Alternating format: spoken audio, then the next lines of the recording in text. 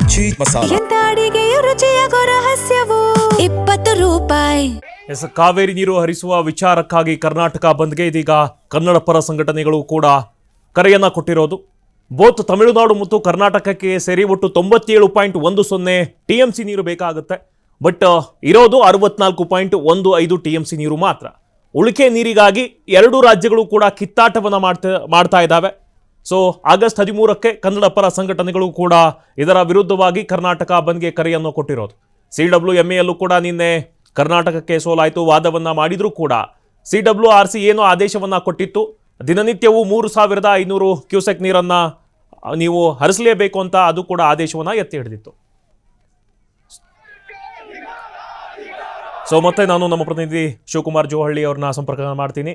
S Shivakumar, ನೋಡೋದಾದ್ರೆ both Karnataka ಮತ್ತು ತಮಿಳುನಾಡಿಗೆ 97 TMC ಅಗತ್ಯ ಇರೋದು, ಬಟ್ ಇರೋದಂದ್ರೆ 64 TMC ನೀರು ಮಾತ್ರ. ಸೊ ಬಾಕಿ ಇರುವಂತಹ ನೀರಿಗೆ ಇವಾಗ ಜಟಾಪಟಿ ಶುರುವಾಗಿರೋದು. ಏನ್ ಹೇಳ್ತೀರಿ ಶಿವಕುಮಾರ್ ಇದ್ರ ಬಗ್ಗೆ? ಖಂಡಿತ ಮಲ್ಲಿಕಾರ್ಜುನ್, ಯಾಕೆಂದ್ರೆ ನೋಡಿ, ಒಳಹರಿವಿನ ಪ್ರಮಾಣ ಹೆಚ್ಚಾಗಬೇಕಾಗತ್ತೆ. ಒಳಹರಿವಿನ ಪ್ರಮಾಣ ಯಾವಾಗ ಹೆಚ್ಚಾಗತ್ತೆ ಆಗ ಜಲಾಶಯದಲ್ಲಿ ನೀರಿನ ಪ್ರಮಾಣ ಕೂಡ ಏರಿಕೆ ಆಗತ್ತೆ. ಸೊ ಇಲ್ಲಿ ಕಾವೇರಿ ಜಲಾನಯನ ಪ್ರದೇಶದಲ್ಲಿ ಮಳೆ ಆಗ್ತಾ ಇಲ್ಲ. ಇಲ್ಲಿ ಅಧಿಕಾರಿಗಳು ಏನಿಟ್ಕೊಂಡಿದ್ದಾರೆ, ಬಹುತೇಕವಾಗಿ ಆಗಸ್ಟ್ ಮಾಸಾಂತ್ಯದ ಒಳಗಡೆ ಮಳೆ ಬರುತ್ತೆ, ನೀರು ಒಳಹರಿವಿನ ಪ್ರಮಾಣ ಹೆಚ್ಚಾಗತ್ತೆ. ಆ ಸಂದರ್ಭದಲ್ಲಿ ಬೇಕಾದರೆ ನಾವು ನೀರನ್ನು ತಮಿಳುನಾಡಿಗೆ ಹರಿಸಬಹುದು ಮಾನದಂಡಗಳ ಪ್ರಕಾರ ಅಂತೇಳಿ ಅಧಿಕಾರಿಗಳು ಒಂದು ಲೆಕ್ಕಾಚಾರವನ್ನು ಇಟ್ಕೊಂಡಿದ್ದಾರೆ. ಹವಾಮಾನ ಇಲಾಖೆಯ ಅಧಿಕಾರಿಗಳು ಕೂಡ ಮಳೆ ಬರುತ್ತೆ ಅನ್ನುವಂಥ ಒಂದು ಸೂಚನೆಯನ್ನು ಕೊಟ್ಟಿದ್ದಾರೆ.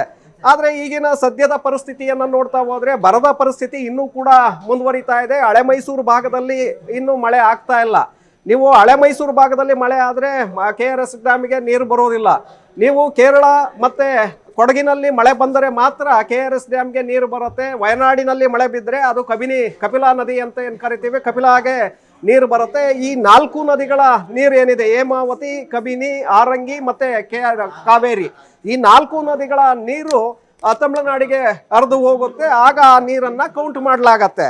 ಸೊ ಇಲ್ಲಿ 97 TMC ನೀರು ಬೇಕಾಗಿದೆ.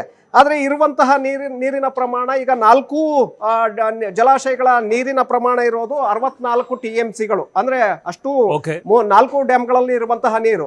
ಸೊ ಇಲ್ಲಿ ಈಗ ನೀವು ನೀರನ್ನು ಬಿಟ್ಟಿದ್ದೇ ಆದರೆ ಮುಂದೆ ಕುಡಿಯುವ ನೀರಿಗೂ ಕೂಡ ಸಮಸ್ಯೆ ಎದುರಾಗತ್ತೆ. ಬೆಂಗಳೂರಿಗೆ 80% ನೀರಿನ ಕೊರತೆ ಎದುರಾಗತ್ತೆ. ಕಾರಣ ಪ್ರತಿದಿನ ಬೆಂಗಳೂರಿಗೆ ಕುಡಿಯುವ ನೀರಿಗಾಗಿ 2227 MLD ನೀರು ಪ್ರತಿದಿನ ಬೇಕಾಗತ್ತೆ.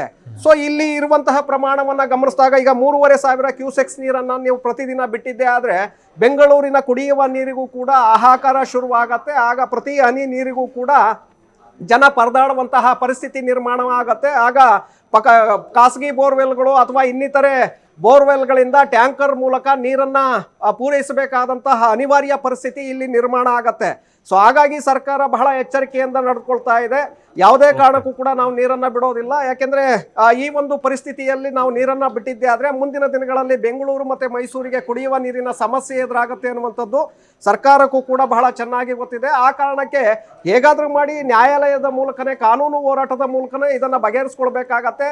ನಮ್ಮಲ್ಲಿರುವಂತಹ ಬರ ಪರಿಸ್ಥಿತಿ ಮತ್ತು ನೀರಿನ ಪ್ರಮಾಣ, ಡ್ಯಾಮ್ಗಳಲ್ಲಿರುವಂತಹ ನೀರಿನ ಕೊರತೆ, ಮಳೆಯ ಕೊರತೆ, ಇದೆಲ್ಲವನ್ನೂ ಕೂಡ ಸಕಾರಾತ್ಮಕವಾಗಿ ವಿವರಣೆಯನ್ನು ಕೊಡುವ ಮೂಲಕ ಅವರಿಗೆ ಮನವರಿಕೆಯನ್ನು ಮಾಡಿಕೊಡ್ಬೇಕಾಗಿತ್ತು ಅಧಿಕಾರಿಗಳು. ಯಾರು ಕಾವೇರಿ ನೀರು ನಿರ್ವಹಣಾ ಪ್ರಾಧಿಕಾರದ ಸಭೆಯಲ್ಲಿ ಭಾಗಿಯಾಗಿದ್ರಲ್ಲ, ಅವರು ಅದನ್ನು ಮನವರಿಕೆ ಮಾಡಿಕೊಡ್ಬೇಕಾಗಿತ್ತು. ಎಲ್ಲೋ ಒಂದು ಕಡೆ ಅವರು ಸರಿಯಾಗಿ ಮನವರಿಕೆ ಮಾಡಿಕೊಟ್ಟಿಲ್ಲ ಅನ್ನುವಂಥದ್ದು ಇದರಿಂದ ಬಹಳ ಸ್ಪಷ್ಟ ಆಗುತ್ತೆ. ಯಾಕೆಂದರೆ CWRC ಕೊಟ್ಟಂತಹ ನಿರ್ದೇಶನವನ್ನೇ ಇಲ್ಲಿ CWMA ಕೂಡ ಎತ್ತಿ ಹಿಡಿಯುತ್ತೆ. ಹಾಗಾಗಿ ಇವತ್ತು ಕರ್ನಾಟಕಕ್ಕೆ ಈ ರೀತಿಯಾದಂಥ ಒಂದು ಸಂಕಷ್ಟದ ಪರಿಸ್ಥಿತಿ ನಿರ್ಮಾಣ ಆಗಿದೆ. ಇವತ್ತು ಜನಜಾನುವಾರುಗಳಿಗೆ ಸಂಕಷ್ಟ ಎದುರಾಗ್ತಾ ಇದೆ.